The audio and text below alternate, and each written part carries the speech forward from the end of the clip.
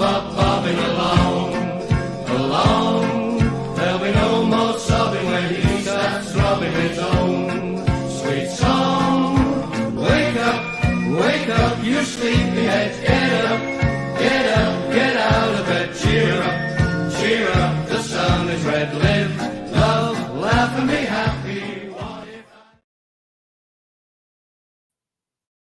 Hello and welcome to the Kings of East Hull podcast. That's right, the red and white's a family, top of the tree, and don't we just love it? The Robin Pod is course powered by Budget Ties Auto Centre, the only car specialist trusted by the players, club officials and supporters of Hull Kingston Rovers. And for this week's bumper edition of the Robin Pod, I'm joined by four fantastic guests as Steve Till and James Purling join me to talk about all things red and white. Man Rhys from the Leeds Rhinos Lock Pod podcast gives us the lowdown on our rivals heading into Fez's round 2 Super League fixture. Firstly, though, let's hear from former Robin, Paul Cooke.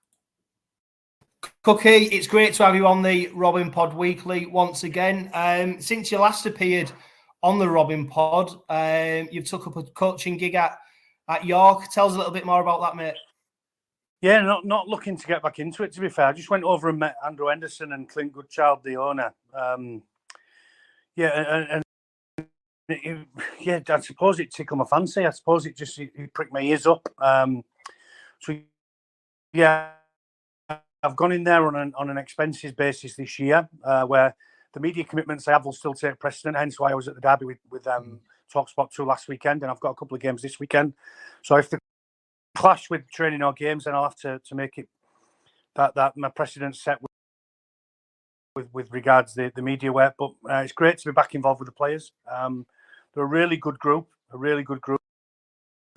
really respectful and courteous, and really care about playing well and improving. So yeah, I'm back into it a little bit and enjoying what I'm doing. Yeah, and is it that interaction with the players and just being around the lads that you're enjoying, but also being able to better them as well? And I suppose when it's a group that's willing to learn, it's always a lot easier. Yeah, it is. That's exactly what it is for me. To be around the players is most important, and to be able to interact with them and get to know them on and off the field, to know what makes them tick. And that's the fascinating part of coaching. And I've missed it, if I'm honest. I've missed it over the last 3 or 4 years where I've had some personal stuff to deal with at home. So yeah, it's been really good. I've got the full support of my partner at home to be out a few nights a week and a weekend, where she's helping a great deal. So right now everything's going great. We've won one and lost one. We've got a big game at the weekend against Sheffield in the Challenge Cup, then another 1895 Cup game before the league campaign starts. At all places at Doncaster for me. So back to meet Carl Hall again and reacquaint with Richard Orn as the head coach there. So yeah, really looking forward to the 2024 season and seeing what happens with the IMG system in 2025. Yeah, and before we talk about the opening round of Super League, Alex Walmsley penned put his thoughts to paper regarding player welfare and the need for players to have a greater voice in rugby league. Obviously, being probably the biggest stakeholder in the game, advocating the return of a specific players' union. I mean, of course, players at the moment can join the GMB, but that's a general workers' union, isn't it? I mean, what's your thoughts on the union and players having more of a voice in general? Well, we've been saying it for too many years, since I was playing as a full-time player, and bear in mind I finished in 2010, so we're talking well over a decade ago. We've been talking about a players' union and getting a rugby league players' association union.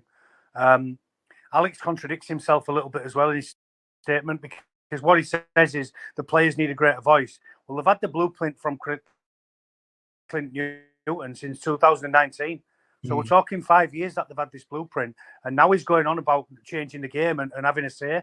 Well, he could have done that 5 years ago while he was playing as a younger player and had a say in this, what we're going into now. It's all well and good wanting to come up with all of these, be involved in a players' union when the game starts making changes. But if you want to be in there making changes, then somebody's going to have to start it. And I think the players contradict themselves a great deal when they say we need a players' union, we need more of a voice. Well, we've had this ongoing conversation now for well over a decade since I was playing, and we've not done it.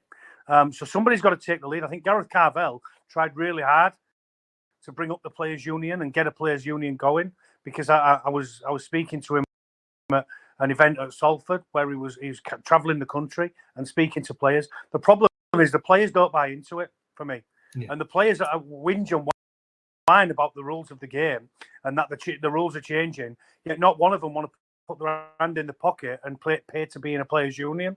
So for me, it's a little bit condescending, and a little bit, in my opinion, it's a little bit.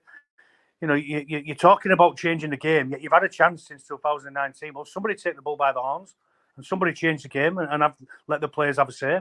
Because it's no good just talking about it in the press and penning letters when the RFL decide to change the rules. And the only reason they've had to change the rules is because of the head injuries and the litigation against the game. We wouldn't have a game if they didn't change the rules. And now we're moaning about the game itself when we wouldn't have one. So, I just find it a little bit strange that, we need to get a players' union up and running, but who's going to do it? What's the logistics of it? What's it going to pay? Who's going to pay who, and who's going to put their hand in the pocket? The NRL put in $3 million a year to the players' union over there. The RFL aren't going to do that over here. We've got not enough money coming into the game.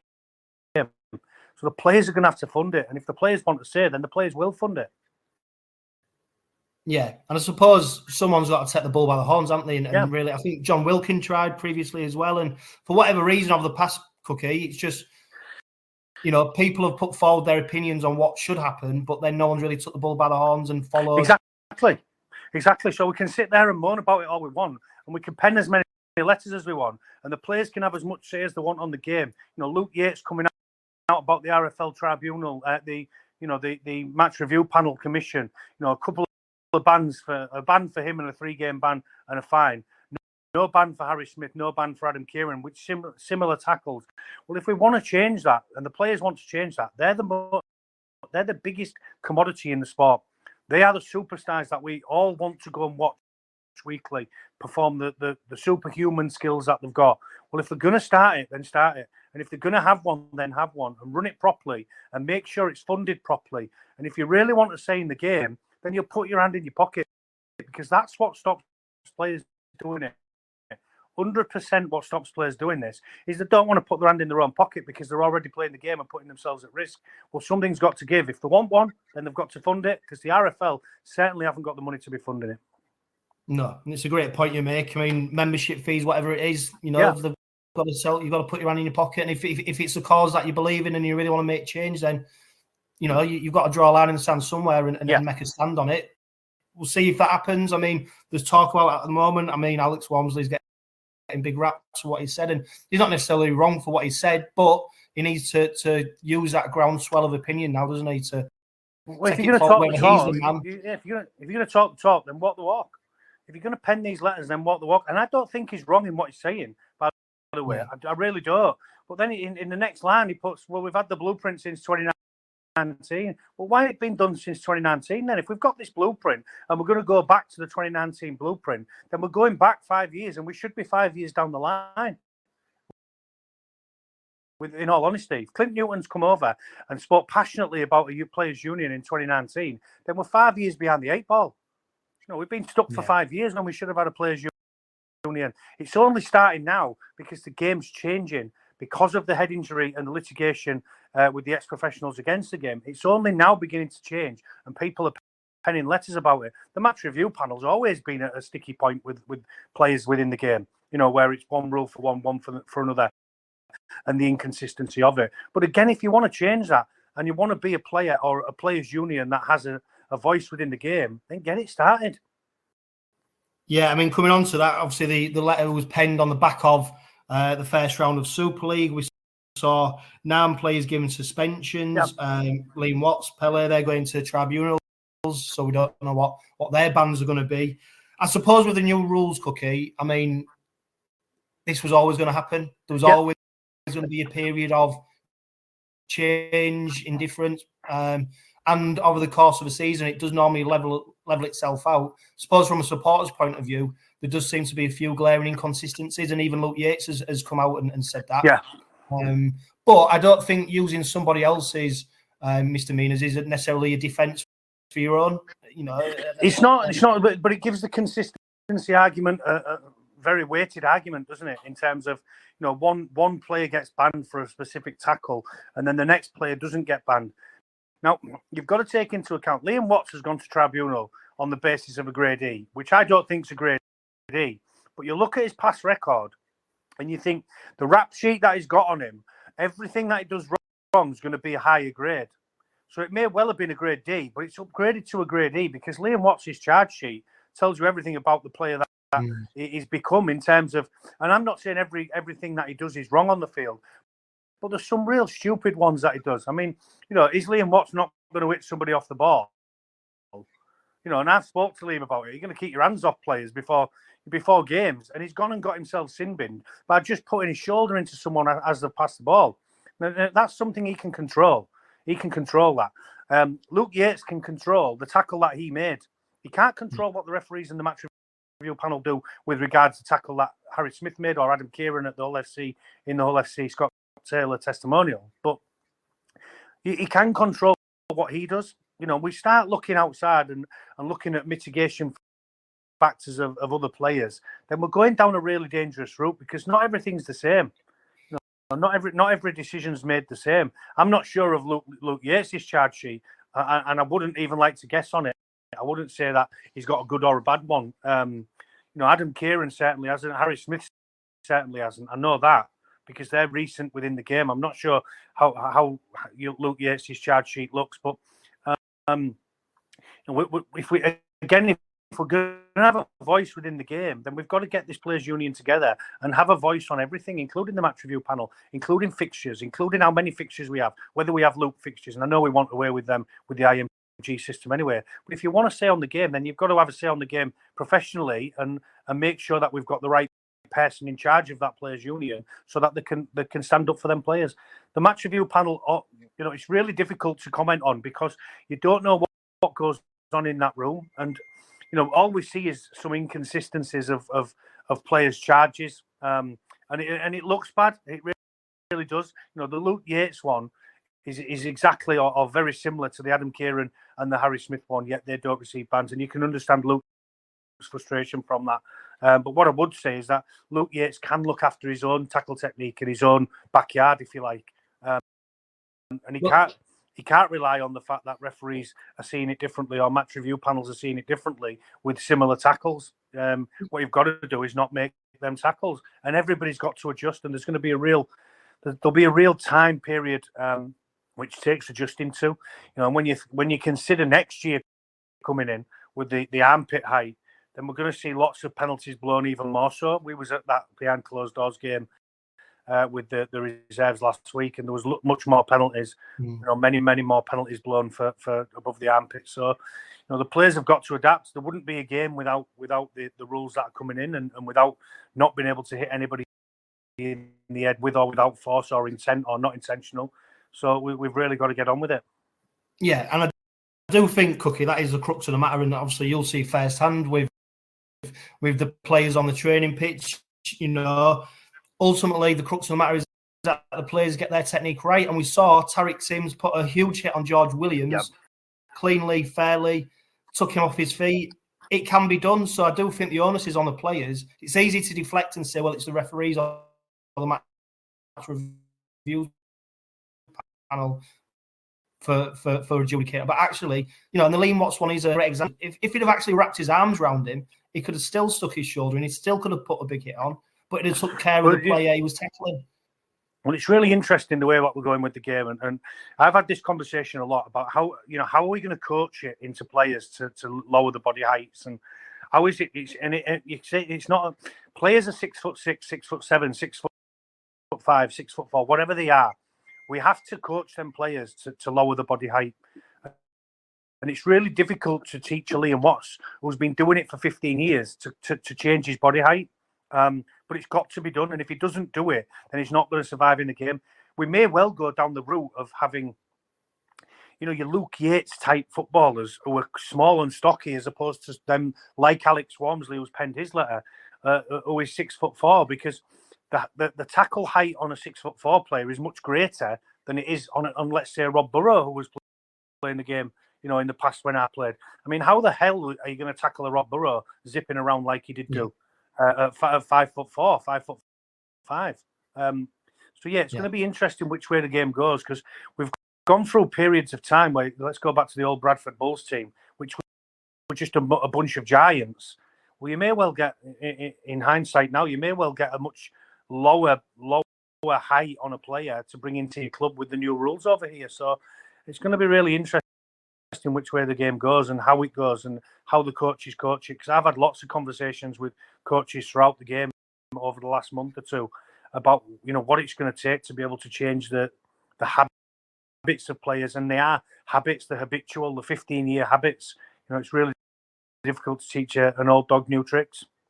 Yeah, and then specifically, if you look at, for instance, the 𝗦𝗢𝗖𝗓 incident where he's put hands on the player's face, Well, for me, Jono, that deserves much more of a one-game ban than a one-game ban. Yeah.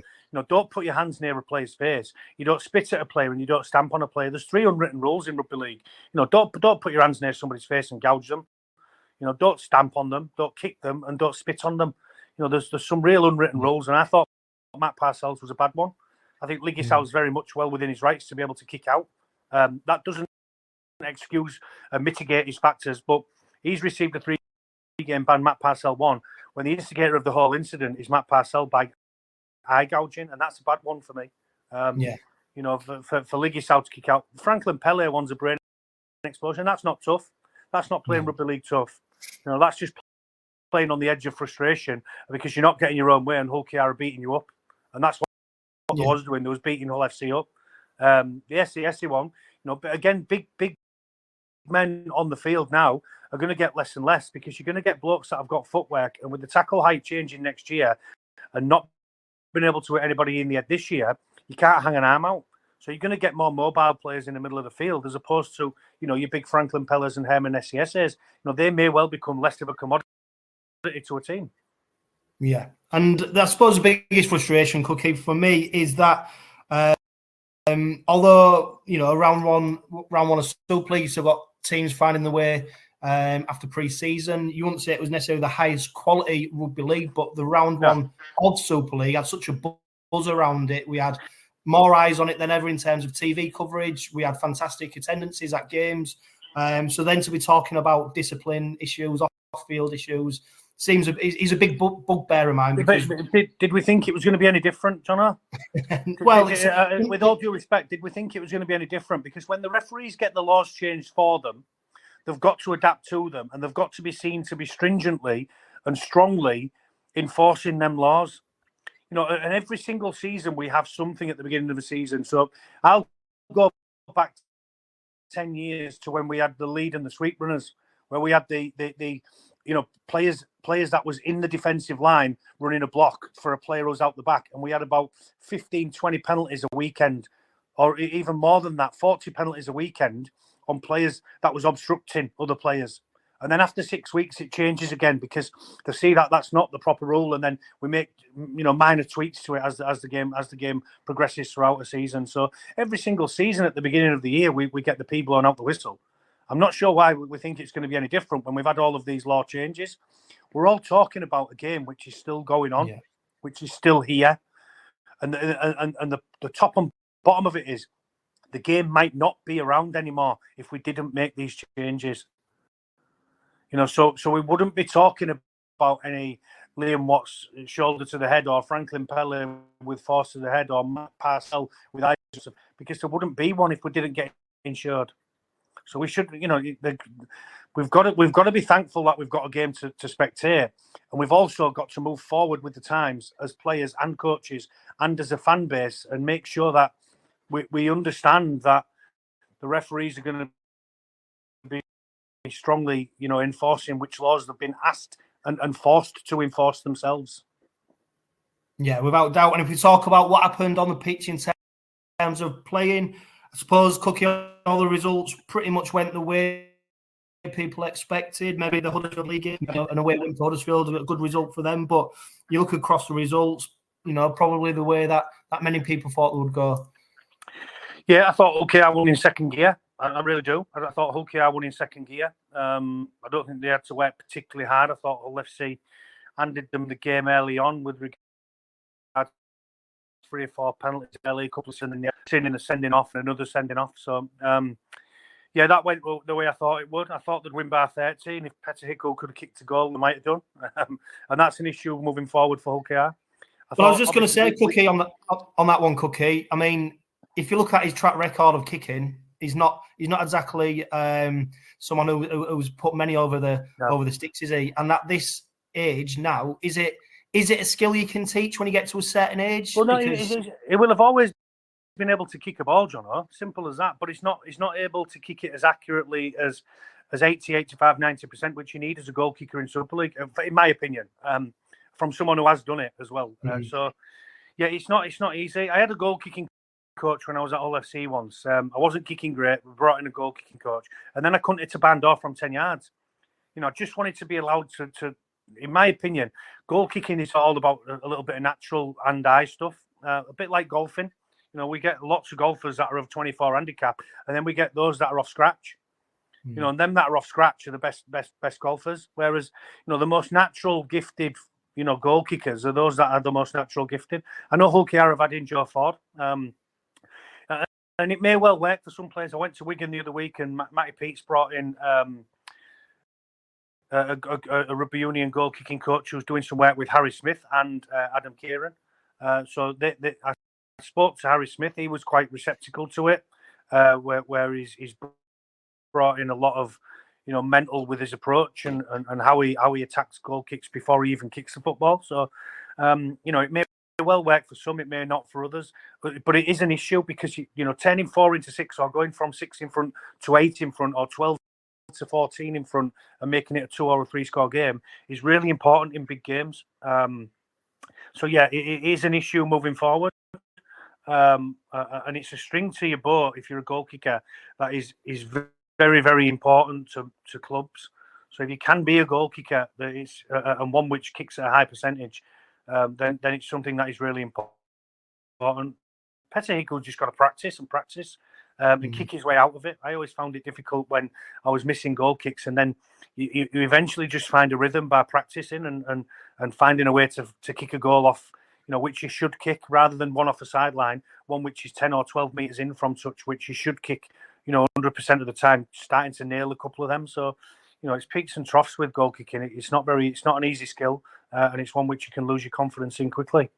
Yeah, and there's no doubt the spotlight is going to be firmly on him now, isn't it? That Leeds game on Thursday night. Well, I tend to think if you miss 3 in a row in a game, whether if they're off the touchline, then it's a little bit less so. But if you're missing them by a long way off the touchline, if you miss 3, then you're going to miss 4, 5, and 6 because after 3 you start thinking about it mentally. So it's going to be an interesting one with him because it's not about he didn't miss 3 on the trot at the weekend, but the one he did miss in the second half, which was for a penalty, is a shocker. I think Mark Wilson described it as the worst professional kick he's ever seen on a rugby field.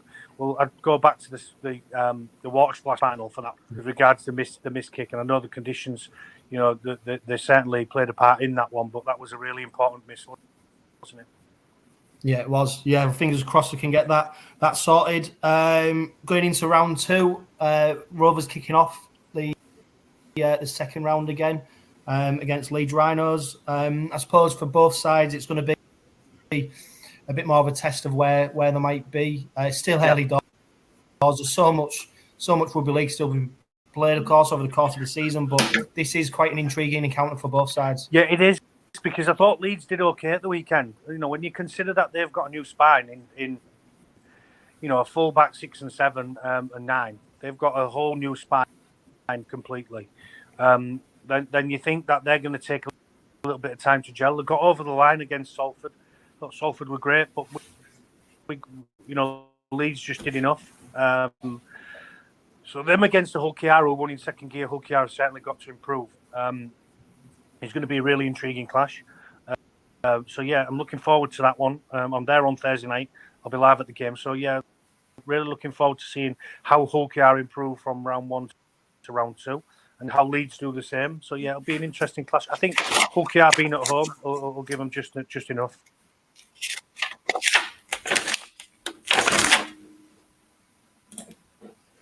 Always great to hear from Cookie, and in particular his views on the proposed players' union from Alex Walmsley and Matty Parcell's yellow card against that lot. And to help me look back at that game against the Black and Whites are Steve Till and James Purling, Red Robin podcast regulars, joining me for the Robin Pod Weekly. Steve, James, great to have you back on the Robin Pod. Steve, particularly you, I know you've not been in the best of health most recently, so it's great to see you looking so fit and well on the Robin Pod. How are you doing, mate?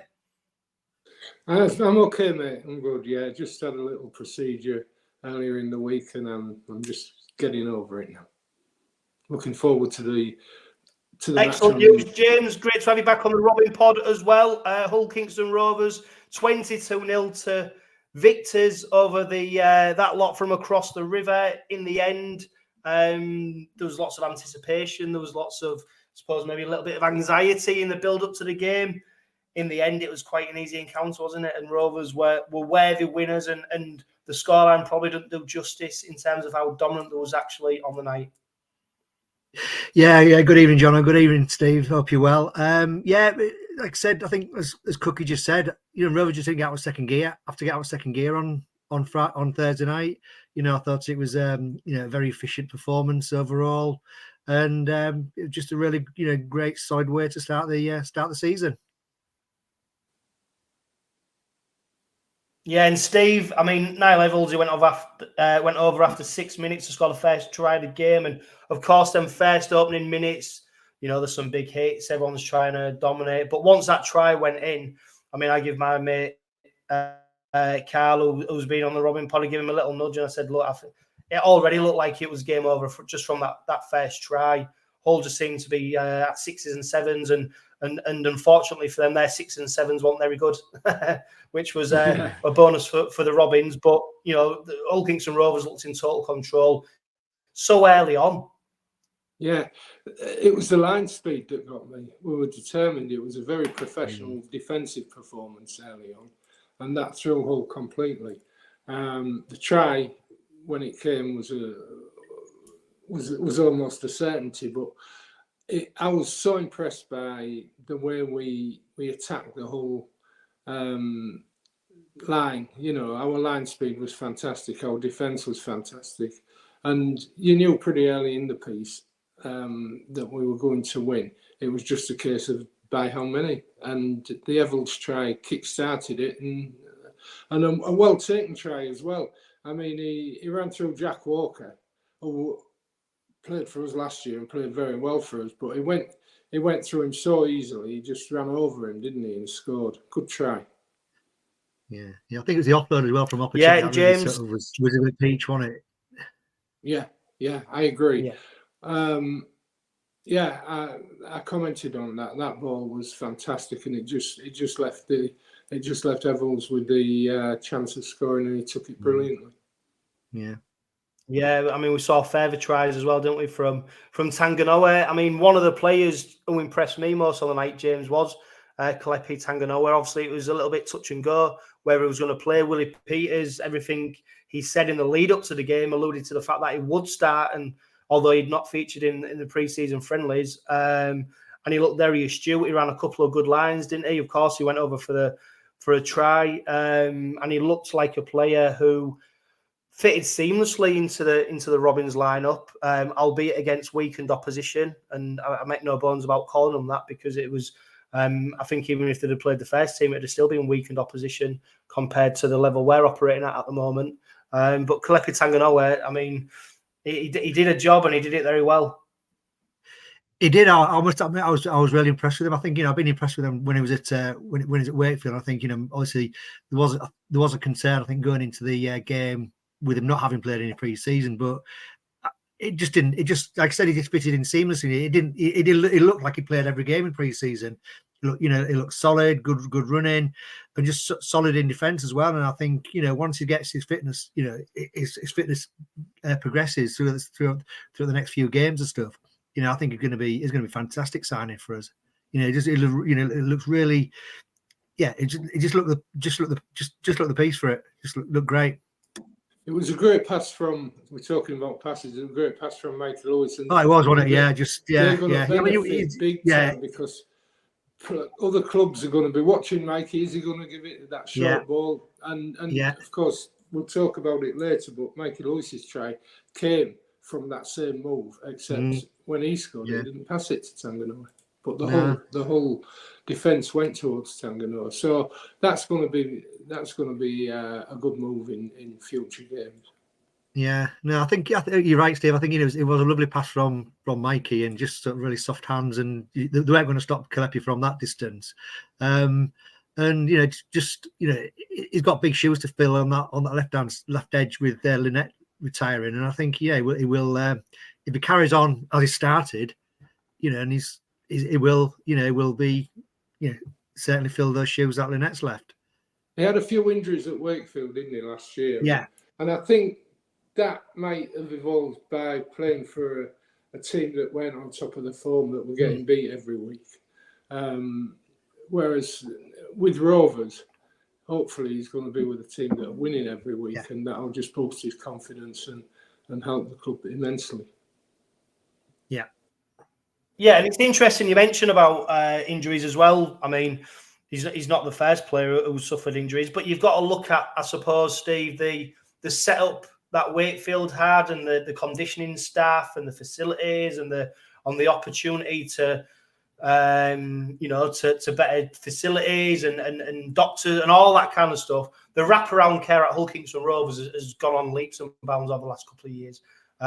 We've already talked on the Robin Pod previously about how the off-field setup and the structures they've put in place off-field are helping what happens on-field. And I suppose if you expose players to better conditioning, better quality staff, ultimately they're going to benefit from that. And hopefully, 𝗬𝗂𝗧 might be one who benefits from that. And it'd be great, wouldn't it, to see someone in that position go through relatively injury-free during the season, because it's such an important position, Steve.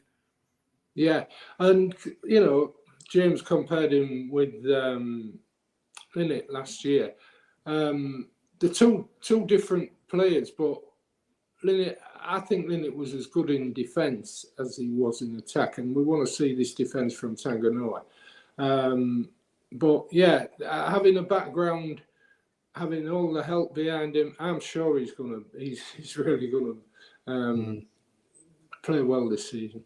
Yeah, and it's a good point to me. I mean, was he really tested in defence? Probably not. I mean, we're going to see that probably more maybe on Thursday's game and throughout the course of the season, but he's definitely laid a solid foundation there. It's James 𝗬𝗂𝗧. He ran in the third try of the game. The Robins went in 14-0 up after 𝗬𝗂𝗃𝗄𝗃 landed the goal. I mean, I don't know what I love more, James, 𝗬𝗂𝗧's try or his determination to go celebrate in front of the Hull fans.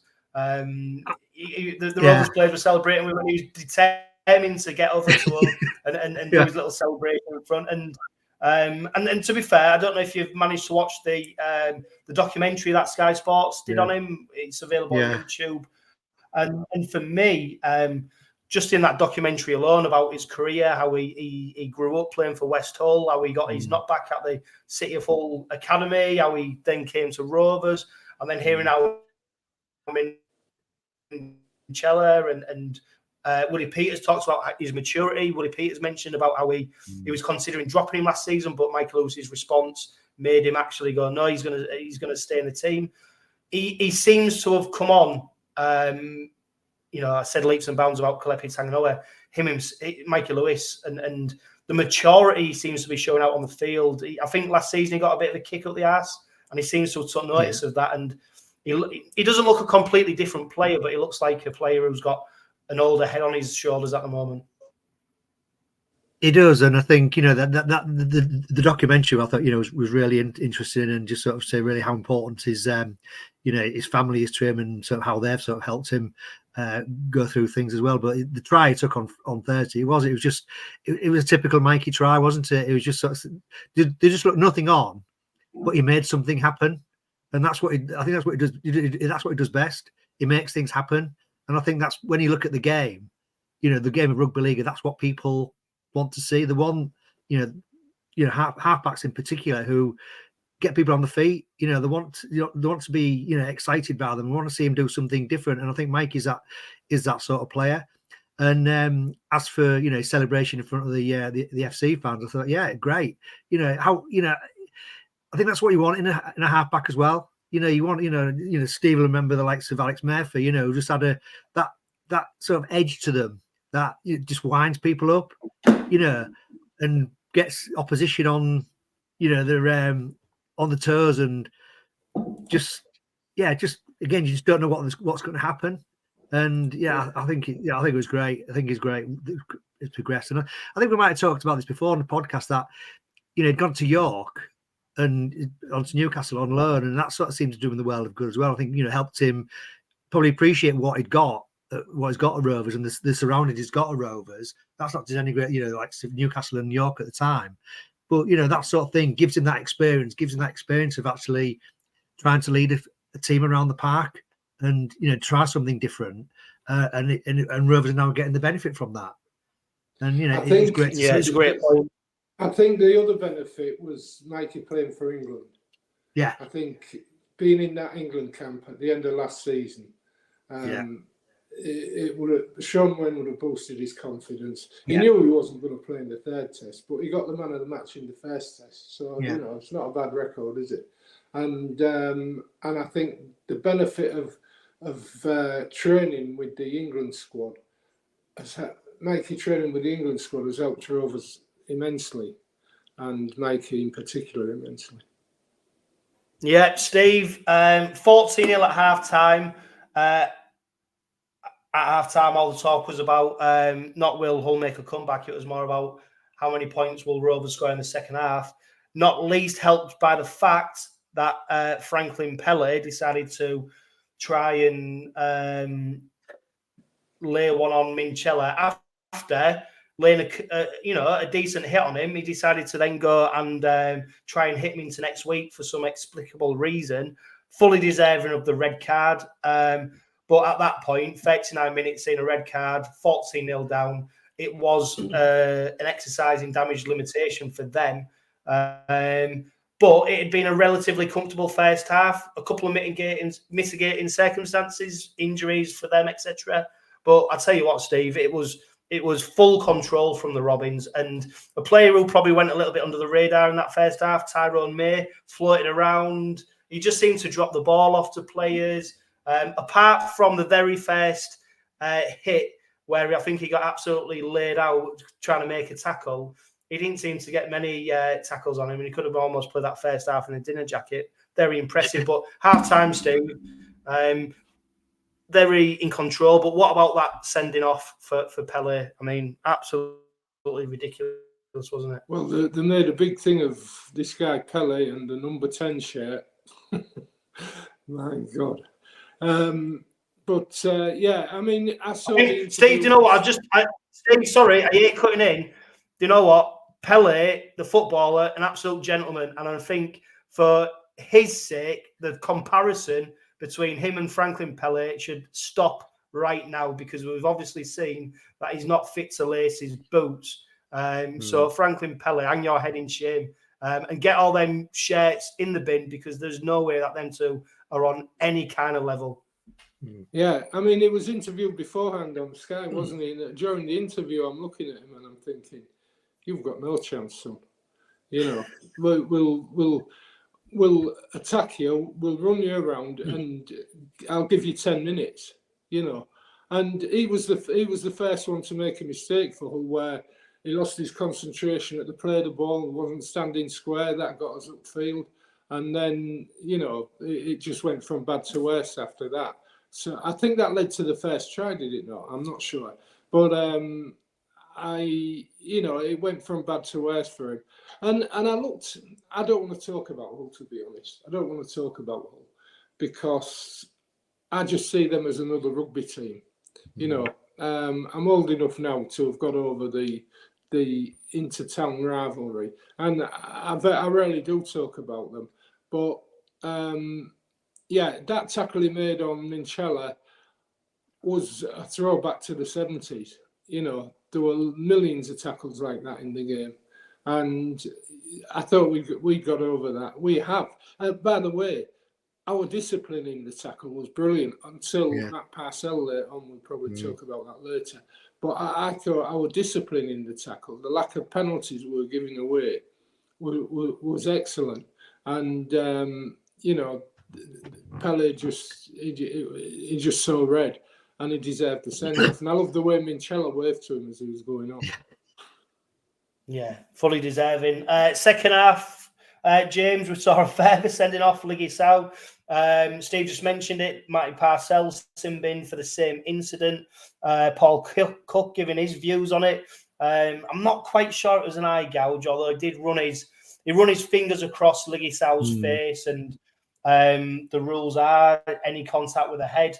I do question whether something could have happened in back play or earlier on in the game, because 𝗦𝗢𝗢𝗍𝗆 doesn't seem to be that kind of player, James, to be going around doing dirty stuff like that. So I do think there's something's happened somewhere where 𝗦𝗢𝗢𝗍𝗆's felt he's got to leave one on him. But I mean, it was just so obvious, wasn't it? He wasn't very discreet about what he was doing there. No, he wasn't. When it was, I thought it was a bit dumb from Matty, to be honest. I think once you saw it on the screen, you think I honestly thought he was going to get a red card for that, because I can see where Cooke is coming from. That in terms of it could look like an eye gouge, and that was my thoughts when I saw it on the screen. But I just thought it was a daft thing to do for Matty. As you said, up until then, Rovers' discipline had been absolutely superb. And we were commenting in at half time that Hull had come out to try and bully Rovers. They've sort of made a big thing of having all these big lads, new signings. They were trying to make an impression, came in to try and bully Rovers, and it wasn't working. And up until that 𝗕𝗂𝗍𝗏 incident, Rovers' discipline had been absolutely superb. But then you're right. I think there probably must have been something happening in back play to cause that incident. But yeah, I thought it was lucky to just didn't get a yellow card and end up with a 1-match ban. So I don't agree with Paul Cooke on it. I don't think it was a gouge. He kept his. I don't think it was, Steve. I just think it looked like. I think from one angle it looked like he could have done it, and I think there's that's a brush, why. wasn't it? He's like a brush. Yeah, it was a brush. His face. Yeah. But it didn't look great. It didn't look great. Well, he shouldn't have done it and No. straight away. No. And I was amazed that 𝗬𝗂𝗍𝗆 got sent off. I mean, most players in that situation would perhaps react like that. Yeah. I'm wondering whether 𝗬𝗂𝗍𝗆 was just trying to get up. I'm not sure. But he did connect with 𝗦𝗢𝗢𝗍𝗆's head. I can guarantee you this, Steve, and I tell you what, if 𝗬𝗂𝗍𝗆 hadn't reacted, but he'd stayed down injured, and he said to the referee, he's made contact with my face, and then they'd have reviewed it, 𝗦𝗢𝗢𝗆 would have received a red card for that offence. I can guarantee you. He would have done. But 𝗬𝗂𝗍𝗆's reaction almost gave the referee gives the opportunity to forget a little bit about 𝗕𝗂𝗍𝗆. So it was a crazy play. Second half, Steve, we saw further tries from that man, 𝗦𝗢𝗢𝗆. 9 levels on what, 79th minute, he finished the game going in. I suppose, it's a difficult one. Do you think Willie Peters would have been happier that they kept Hull to 0, or more disappointed that they didn't score more points? No, I think first match of the season, I think he'd be delighted that we kept him to 0. And, there's stuff to work on in attack. Peter said that. But we still scored 22 points. Could have been 30.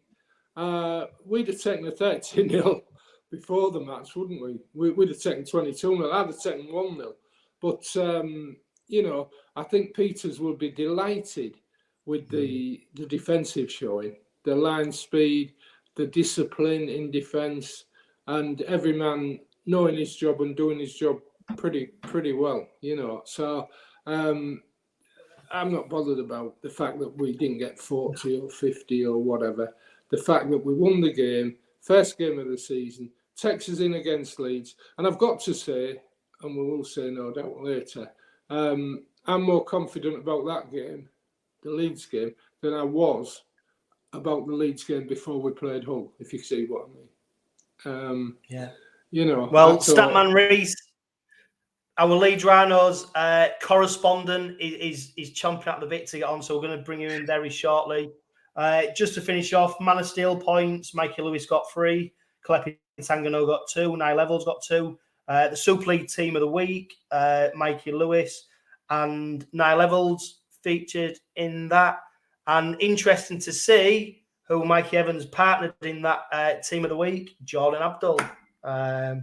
Interesting performance for him against Warrington, of course, showing that early season form just like he did for us last season. I suppose, James, we'll round up the derby with this. I'm glad we've got him in the Luke fixture because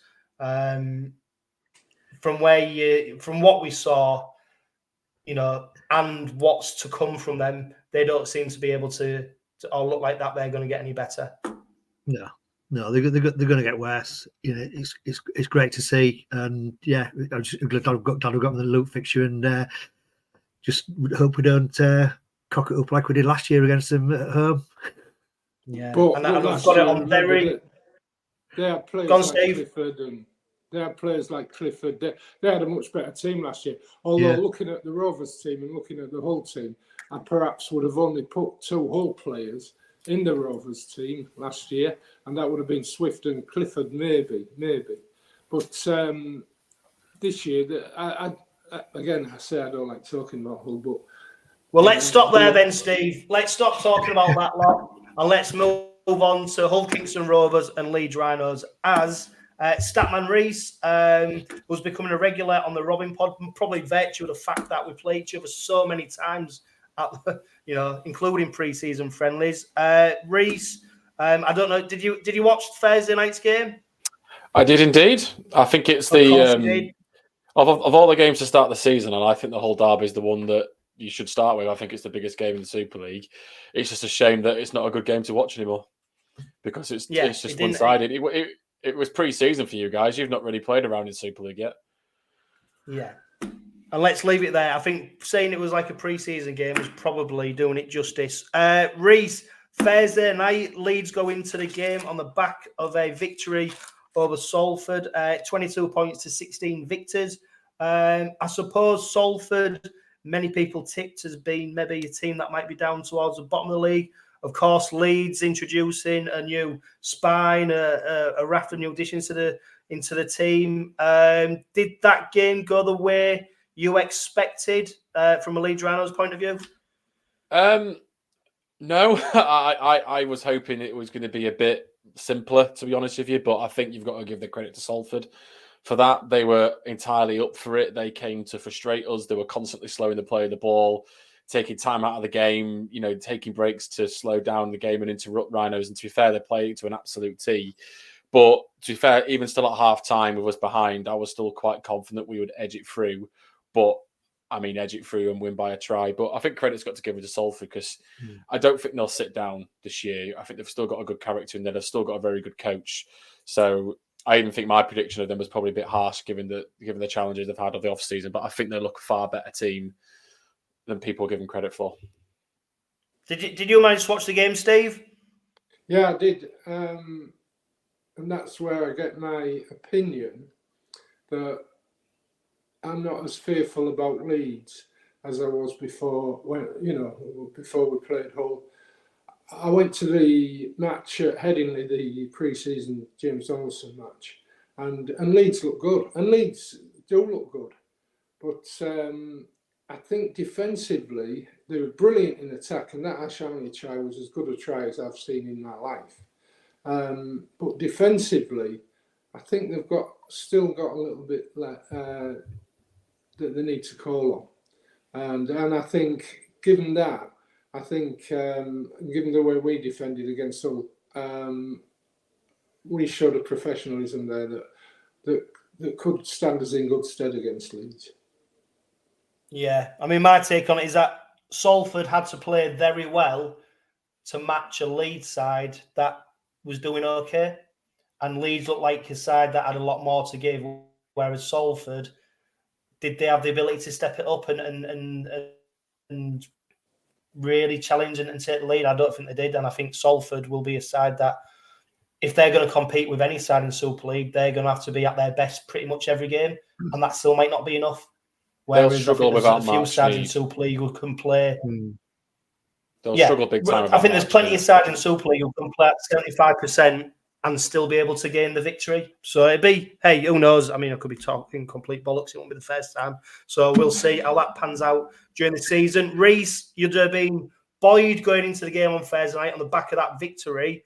But the squad news from earlier today may have dampened your enthusiasm based on some of the injuries that you've incurred as a result. Yeah, so I actually felt against Salford we were going to be a bit weaker in the middle, but someone that made a difference in that and actually made us stronger in the middle was 𝗲𝗂𝗬𝗂𝗧. He had a really big game. I think it was 115 metres, 7.7 metres per carry, no errors, no penalties.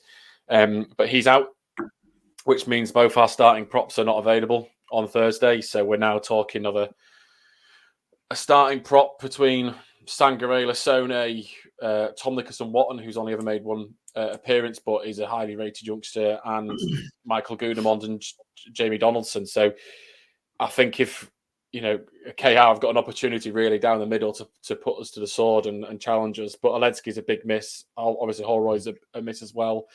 𝘂𝗏𝗏𝗏𝗏 2 has been confirmed out for quite a while as well. So it means that wing depth is being tested. Lewis Roberts did make a couple of mistakes on Friday night. One of them, I think, was a dodgy call, but the other did lead to a try. But he also caught the high ball, which was a challenging high ball, which Ash Hanley then ran down the pitch on the next play. So, and we all know how difficult it is at Craven Park. You guys more than I do. So I think Lewis Roberts will be tested on that wing spot. And then other players, obviously, we've just been found out that Gannon's out for 3 months due to concussions, which is sad to see for a 20-year-old that has played so much rugby at such a young age. I just certainly hope that this is the last of it for him, because the talent that he has is immense. But yeah, a couple of injuries. But I still think in the outside backs, we've got some serious flair and serious potential to cause a problem. We've all seen what Ash Hanley can do. That try came from 2 confident passes in your own 10-metre line. And I think we've got that flair on both edges to cause a problem. So, yeah, going to be a bit weaker up front, but I still think we've got the depth to put up a good fight. Yeah, James, the squad news for the Robins, we're missing Dean Hadley. He suffered a HIA against the Black and Whites on Thursday, so he misses out. 𝗦𝗢𝗢𝗏, of course, he's suspended after incurring a ban. The good news is Matty Staunton comes in after he missed the derby, so you'd say he's a light replacement with Hadley. And Lewis Senior, he comes into the squad after he didn't feature against the Black and Whites. And congratulations to Rhys Butterworth.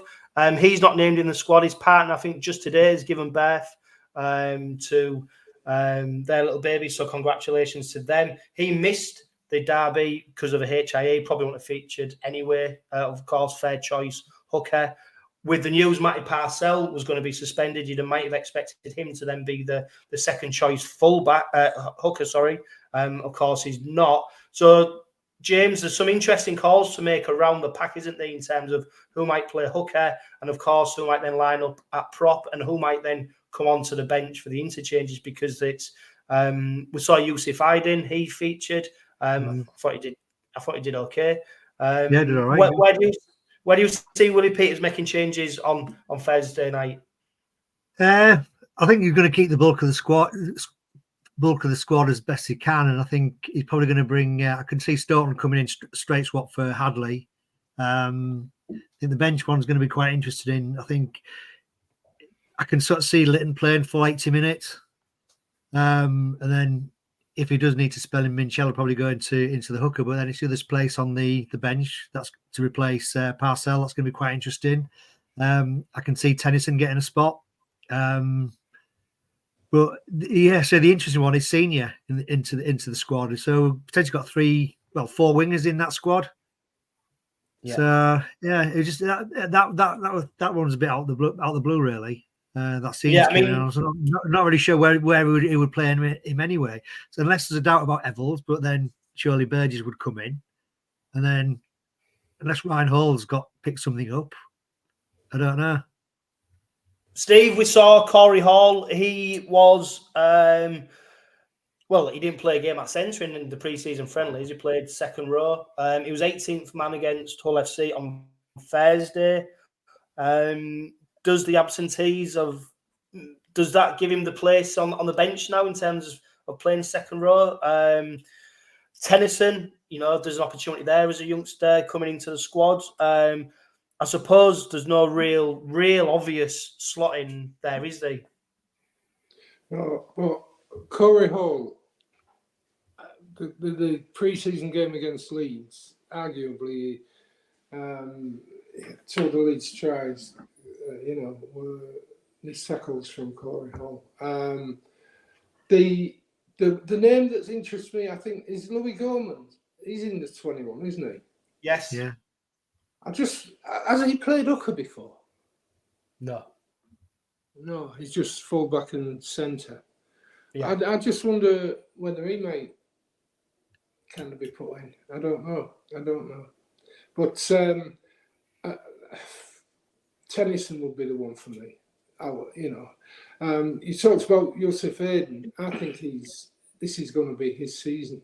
If he's given the opportunity, I think he'll take it with both hands. Yeah. And he looked a far more accomplished player in the pre-season and what have you than he looked last season. So, I like the look of this kid. He seems to have bulked up a bit as well, doesn't he, from last year? Yeah, and I was impressed with him on Thursday night. Yeah, he tackles well, and I think he'll get more opportunities this year. But against Leeds, we've got the starting 13, and like you said, the benches. We've got to see whether there's any tricks up Peter's sleeve on that one. Yeah, Rhys, I mean, you've seen, obviously, you watched the opening game against that lot. You saw, obviously, your own side take on Salford. You've looked at your squad. There's some absentees. If Leeds are going to get a victory, where do you see that coming from? The outside backs. I've looked at the weather forecast. You'll be pleased to know it's not raining, gents, at the moment as things stand. There won't be hopefully any disasters like Luke Cooley had to face with Abdul's kicking last year. So I think minimum errors as always. Leeds keeping the discipline. I think it's your first home game of the season. You're coming off the back of a nilling Hull FC in the derby at their place. It's going to be pretty much a sellout by the looks of things. There's only a couple of tickets left, so I think if you guys get off the front foot and score early, that's very hard to turn over in that atmosphere. So I think Leeds need to start from the minute one. We need to match you up front in the middle. I'm not expecting us to control the middle, but I'm expecting us to meet the challenge and then use that flair on the outside backs. Croft and Frawley had a very quiet game against Salford, particularly Croft. So and I think if we can get those balls out onto the left and right edges, I think we can cause some serious damage. But it all comes from making sure that we start from the first minute and we challenge in the middle and don't walk over. That halfback battle is going to be interesting because if, as you say, Rhys, the Leeds pack isn't. It looks a small pack to me, and if we get on top in the pack, then the halfbacks could run. We are a prop light, and we said that in the off season. To be honest, I don't think you can have too many props in a squad. I'd have them all if we could. I still think the props can challenge, but especially the impact that Lasoni can make off the bench is brilliant. But I'd never start him because he can't do long stints. We're used to 𝗬𝗪𝗁 doing 70 minutes normally, and that's a big player. To be missing a player that can play that physical and that strong for that long is a big person to replace. But they've got to step up. But like you say, if you guys get that platform, Mikey Lewis and Tyrone May could potentially just play us off the park. And that's why I'm saying that I think the most important thing for Leeds, again, is starting from minute 1, but they've got to win. Not maybe win, just to match that battle and challenge in the middle. Yeah, Rhys, I mean, you're the stat man. Did anyone particularly shine against Salford in terms of stats? Aledsky, but he's injured. So that was that one. To be honest, the next one was Ash Hanley. Obviously, the meters that he made, but obviously a lot of them come from running pretty much the length of the pitch. I don't think anyone else really for Leeds stood out, to be honest. And I think that's probably the measure of the game. When you said Leeds did okay, I think that matches up. You know, we only had one play over 100 metres. You had Hiku, Evans, Hall, Lewis all over 100 metres in your back line on the night against Hull. So I think not really too much more to impress from Leeds' perspective other than Aledsky. But I think the key battle on the night, and it's players that always look good in the stats, is Smith versus Minchella. I think 2 really good loose forwards, probably 2 of the best 3, maybe 4 loose forwards in the league. Both within a shout in the England team. I think that's going to be a really interesting matchup, and both of those always look good in the stats because of their tackle numbers and their playmaking ability. Yeah, James, I mean, you mentioned Minchella. There's every opportunity he could be spelled at hooker on Thursday night in the absence of 𝗦𝗢𝗄𝗧. Although Jez Litton's got every opportunity and probably every chance of doing 80 minutes. It's interesting what Rhys said about their outside backs and their flair, and that's where he sees a route to success. For me, that's maybe what one of our strengths is in terms of our second row centre wingers being able to defend so well. So it is going to be a really tight encounter, I think, on Thursday night. Although I'm pretty confident that the Robins are going to reign supreme. I don't know about you, James. I just think the injury news to the Leeds and the fact that the Robins looked, although they didn't look sparkling against Hull FC, they looked in control and they didn't look like they didn't look like they had to step up a gear, and they looked pretty confident in what they was doing. So I wouldn't be surprised if Leeds are limited to scoring just a few points on Thursday night. I really do. No, I agree. I think I've put down 24-10 on the prediction table, but I think it's certainly going to be a much better, I think, tougher game than it was on last Thursday night. But you know, as I say, I think Rovers have got that other gear to step up, and I think if you look back to Thursday night, it wasn't really the night for expansive rugby. Rovers were workmanlike, they were efficient in what they did. If it's not going to be raining on this coming Thursday, then I think that's going to give them a bit more opportunity and scope to perhaps throw the ball around. And he said if you've got Leeds have got the players missing, then the pack's going to get on top. But we just need to watch out for their outside backs. As he said, that Hanley try was just fantastic. He just sort of, it just seemed to go on forever. And I thought Aaron Newman had a good game as well, for once. So I think keep those 2 under control and then get the forwards on top. We should come out on top. But it's going to be a tougher game. It always is against Leeds. So yeah, and I know all of you lads. If you remember last year, we beat them comfortably, didn't we, with Abdul's kicking game? But they did score 2 late tries. They scored 2 tries in the second half. And therefore, because of that, I've got Rovers winning 18-14 in the predictor.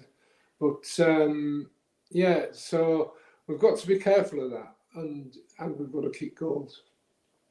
Yeah, I know everybody's chomping at the bit, the viewers, the listeners, to find out about everybody's predictions.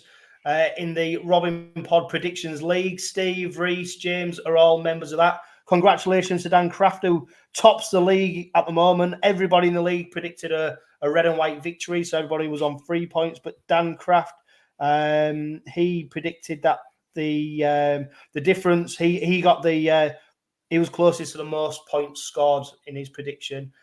This week, I've not given a prediction yet, so I'm going to keep everybody guessing.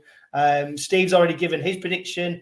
James, you've predicted that Robins will win by 24 points to 10.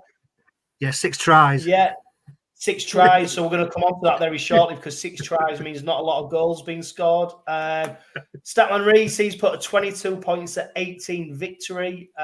So I think he's For predicting that Rhinos, the Robins. For Rhinos, sorry, Jono, yeah, let's make sure. yeah. Do you know Let's what? make that I'm just very reading clear. it. Yeah, also pilot. Yeah.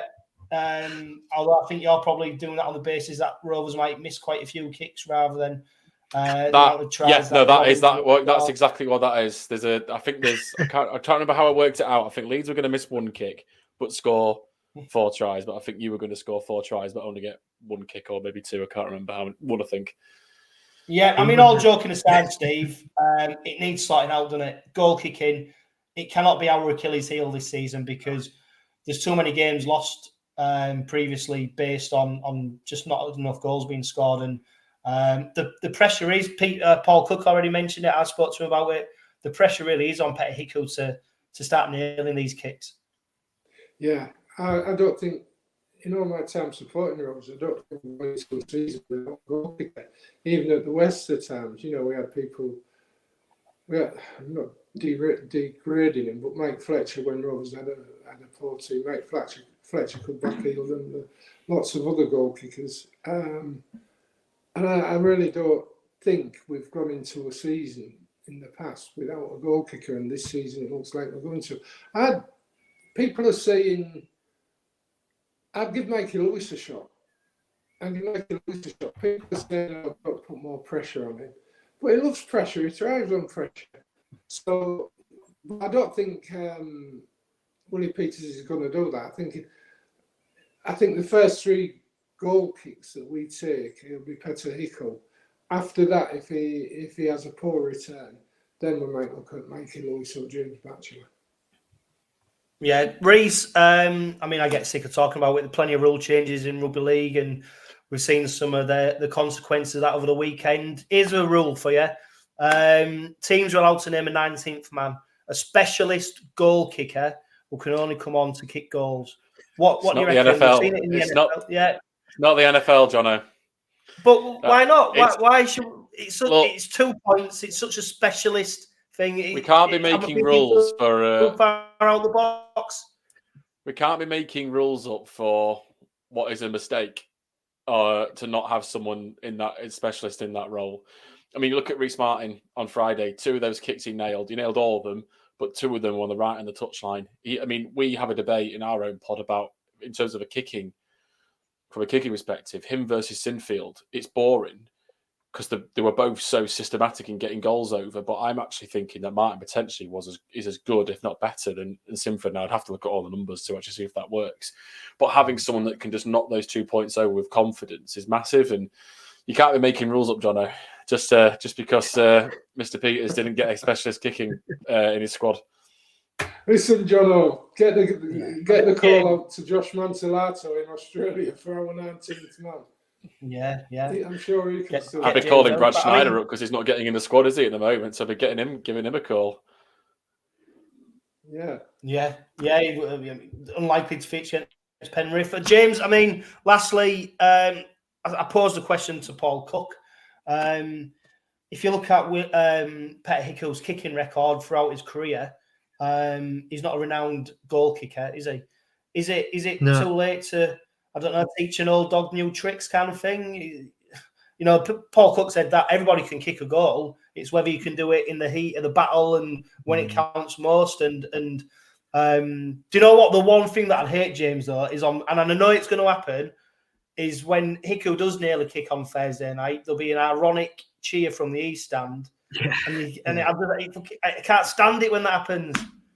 No, I agree. But yeah, I think I saw something the other day about 𝗬𝗂𝗍𝗆𝗏's goal kicking in the NRL. I think he'd only kicked 3 goals for Manly in his whole career. So it does make you wonder why, how they'd come to the decision to make 𝗬𝗂𝗍𝗆𝗏 the kicker. Yeah, it must have been working well in pre-season. So they said, give it a go and see how we get on. But it is a worry. It is a worry going long term. And it was a bit worrying before the kickoff because when they came out to the warm up and I think he was doing some kicks then. It was well wide then. It could have been the wind or the rain or whatever different thing, but it didn't sort of instill him with confidence. Hopefully he's going to get better. I mean, they've obviously had that coaching from Doncaster Knights, haven't they, in the rugby union to try and sort of help him, give him some technique, etc. So hopefully it's just first night's nerves, and Thursday night he'll be banging them over from all over the place. Yeah, it's never a good sign when you start bad and get worse. Sorry, I can't believe we've got a kicking coach. I really can't believe that. You know, year on year on year, we've had kickers. We've never had the need of a kicking coach before. And that, yeah, but Steve, we're the Man City of rugby league now. We can get as many coaches back as we want. You know, I like to think we're the Ilkeston Rovers of rugby league. Yeah, that'd be a fair point. Rhys, you're travelling over to Hull for the game. Are you looking forward to savouring the bright lights of East Hull on Thursday night? I am. It's actually my first time to Craven Park, not been before, so really looking forward to it. Hopefully I can finish work in time because it's a 2-hour journey for me from where I live. So I can get there before kick-off and find a parking spot. But no, I'm really looking forward to it. You know, it's a ground that I've always wanted to go to, especially in recent years of the atmosphere. It had been sold out. I've always wanted to try to see what Craven Street was all about because I think that's quite unusual to have at stadiums as well. So no, I'm really looking forward to it. And just like I said, I hope for the weather forecast stays as is, so that it is a dry experience. Yeah, to be fair, Rhys, on the M62, you could be 20 minutes away from the game, but it still take you 2 hours. So hopefully you'll have a decent journey across and you won't get stuck. It promises to be another fantastic occasion at Sewell Group Craven Park on Thursday night. Hull Kingston Rovers once again opening up the round of Super League, the only Super League fixture on Sky Sports main event this week. So, of course, it's natural, isn't it, that they pick Hull Kingston Rovers to open up round 2 of Super League. Hopefully there's going to be plenty of points on the board, mostly in favour of the red and whites. And hopefully 𝗬𝗂𝗧 gets to ram everybody's words back down the throat and he nails every single kick that he gets. Final thoughts, Rhys, ahead of the game? No, I think it's a really good. It's going to be a really good game. I think it's going to be tight. But like I said, I think there's some really interesting battles, mainly that Smith-Minchella battle. But if both outside backs can play as good as they can on both sides, I think we could be in for an exciting game if it's dry. But I think it's a really good tester for both sides after both of them an okay start in round 1. Yeah, Steve, 2 points on Thursday night it'll give us a lot of hope, especially as we face Salford next, and who knows what they'll do in round 2. But it is starting to a victory against Leeds will start making people really thinking, you know, decent start here, and there's the mean business this Hull Kingston Rovers side. Yeah, I'm looking 2 games ahead all the time, and I think if we could go into the Warrington game at home in a couple of weeks with 6 points, that would be fantastic. That would be fantastic, and we can do it. I'm kind of 75% sure that we'll beat Leeds, but there's that extra 25% that, you know, like Rhys said, those outside backs are electric. So our outside backs defensively are. And James, Steve seems to have fallen into the trap of thinking too far ahead. Something that many Hull Kingston Rovers fans have done in the past, and it's come back and bit us. But no, it does present the injuries that Rhys has mentioned, and you know, it does present a fantastic opportunity, doesn't it, on Thursday? But it will still be a very, very tough encounter. It will be. I'm looking forward to it. I think, you know, Leeds have recruited well, and they're going to be a completely different team to what we saw. You know, we saw last season, and I think, you know, realistically, you know, the likes of Leeds, we're going to be competing with the likes of Leeds for the playoffs rather than some other sort of lesser teams that we played last week. So now I'll be looking forward to it. I think it'd be a good indication of, you know, how far we've come on, and how, you know, how far we can potentially get to. Jono, that trap I fell into. If you recall last season, at the end of last season, I said we'd only lose 1 game after Wembley. We actually lost the grand final, semi-final. But other than that, we won the rest. Yeah, there you go. I'll come to you for some more tips as well then, Steve. Right, that is it. The end of this week's Robin Pod Weekly. Huge thanks to everybody who's joined us for the pod. If you're listening on podcast or watching on YouTube, if you're going to the game on Thursday, which I'm sure you are, Make sure that you're loud and proud. And don't forget to live, love, laugh and be.